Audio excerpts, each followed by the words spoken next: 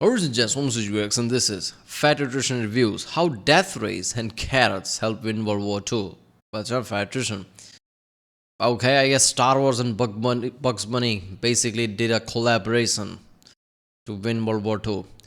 That makes sense. I don't know. Like, what, carrots were the important thing that people ate in World War II or something? And Deathrays, I don't even know what that is. How the fuck laser got in World War II? I don't know. It's gonna be interesting. You know, Fat Nutrition always have this kind of like topic.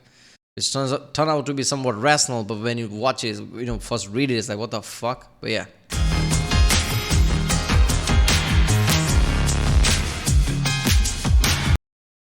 Remember, if you like my reaction, don't like subscribe, so that way you can help this channel by helping algorithm and things. If you haven't seen other reactions that I did like this, check out the link in the description and in the end of the video end card. And yeah, let's do it.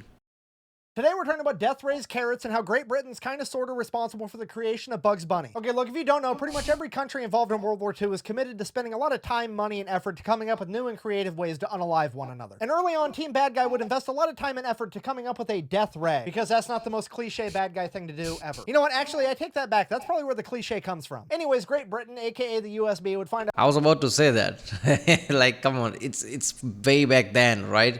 So maybe that's where cliche started. It's not some recent thing.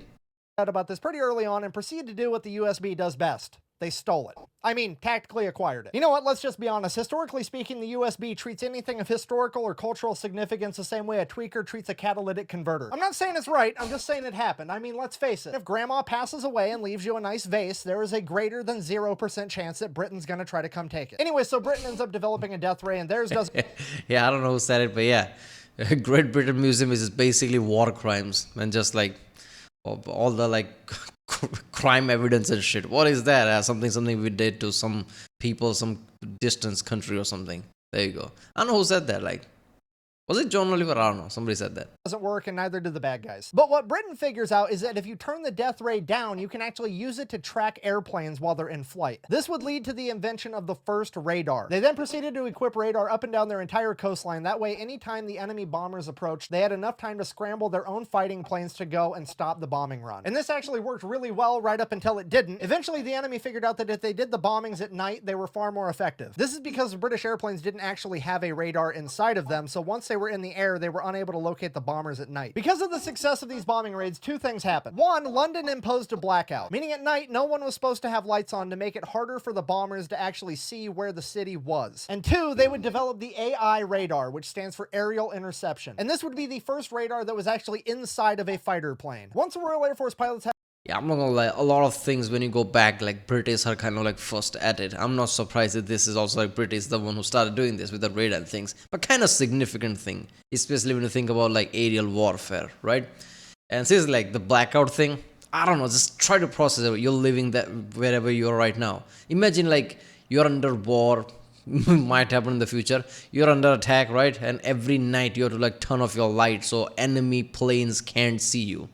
How the fuck you're living in a civilized place, right? Because so far in past multiple decades, only time you hear of war is just like some distant place, some warfare field, or basically somewhere you're not living, I guess. I don't know. I guess that people in Middle East probably don't have this kind of like a feeling because, yeah, they've been under attack for a long time or something. But usually everywhere else, right? It's just like, oh, come on, I'm living here. I'm in a major city. There's not going to be war here. Obviously, with the Ukraine, Russia, I think that changed, at least in that area. But yeah, just imagine that, like, planes might come out to, like, shut off my lights. That is insane, just feeling that level of pressure. I still can see images that I watched about people just, just lying there and just reading newspaper in metros because blitz and bombing is happening. What the fuck? That is insane. Had onboard radar, they began fucking up the enemy bombing runs so bad that people began asking questions. I mean, for example, they had guys like John Cat Eyes Cunningham, who was a fighter ace credited with downing 20 enemy bombers, 19 of which were at night. Do you understand how insane that is? You only have to down 5 enemy aircrafts to become an ace. This guy did more than 3 times that, and it was in the fucking dark. And when people start asking questions about how that was humanly possible, you want to know what the official— No, I'm not asking that question. I said in one of the videos last time that world wars are different, right? Compared to any other time.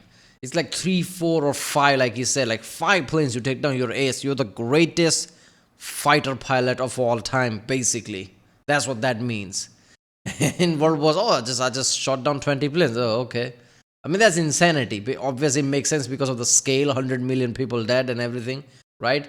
But yeah, World War's numbers are ridiculous compared to everything else.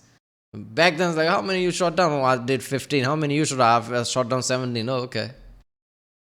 British government answer was, he eats a lot of carrots so he can see good at night. Could you imagine getting your entire Air Force's ass beat by like one dude and the official response is he ate his fruits and vegetables? No way. Like the British Army's got the Lee Enfield rifle, but the Royal Air Force has the Lee N carrot. And the craziest part about this whole thing is everyone actually believed it. You see, World War II, everybody was Imagine they said that and they see in the side the same guy just eating carrots. What you want? And just eating again.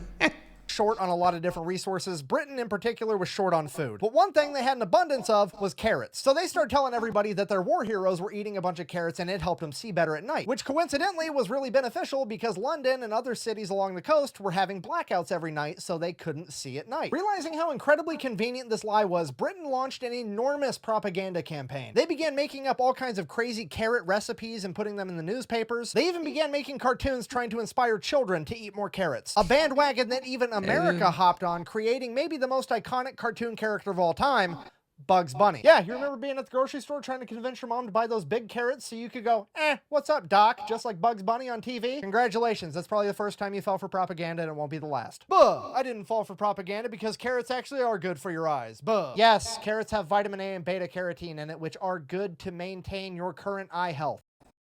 Okay, first of all, do you understand what propaganda is? Whoever says like, oh, it's good for you, so? Though there can't be a good propaganda. In the end, it's a propaganda. I mean, it has a certain, objective, right? And it does lie about seeing, good at night or whatever. And Bugs Bunny thing is whatever, like, oh, you become, I don't know, whatever Bugs Bunny thing is badass. There is a certain level of lie or at least misleading thing. But still, of course, carrots are good for you, but it's still a propaganda, right?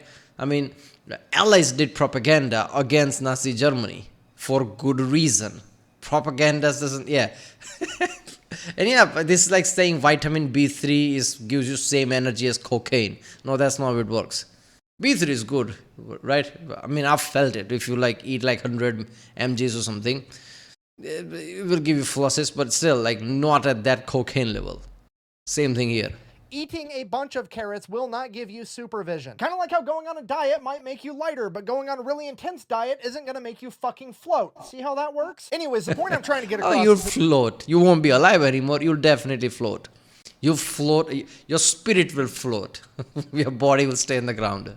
This propaganda campaign was extremely successful. Not only did it work on the British and American civilian population, but it worked on the enemy as well. Allegedly, there was accounts that the bad guys' leadership started forcing their pilots to eat carrots to the point that they turned orange. And now, to be intellectually honest, I do have to tell you that there are a lot of historians that do not believe that, because there wasn't any actual documentation. However, I think to some extent they fell for the propaganda, considering that it is still a worldwide misconception that carrots give you night vision. And it's also worth considering, even if the bad guys didn't fall for the propaganda, it was still a humongous morale boost to the Royal Air Force. I mean, think about how happy you would be if you were a pilot with fancy new top secret radar technology and you were knocking down enemy planes left and right, and you knew that the enemies thought it was because you were using carrots as a performance enhancing drug. That shit would be fucking hilarious. You know for a fact those pilots were feeding into it too. Painting carrots. I don't think, would Germans fall for that? Germans being Germans? I don't know. Maybe if they're losing so bad, they're like, I'll believe anything. I don't know. And shit on the side of their plane for every enemy plane they downed, telling each other stories in the chow hall like, guys, no shit, there I was, I pulled up behind this bomber and he hadn't seen me yet, and I wanted to find out if these guys were actually orange, so I pulled up next to him and I wanted to look inside of that phallic indentation. I mean penis perforation. I mean cockpit, sorry. So I pulled up next to him, took a look in this cockpit, and this motherfucker is bright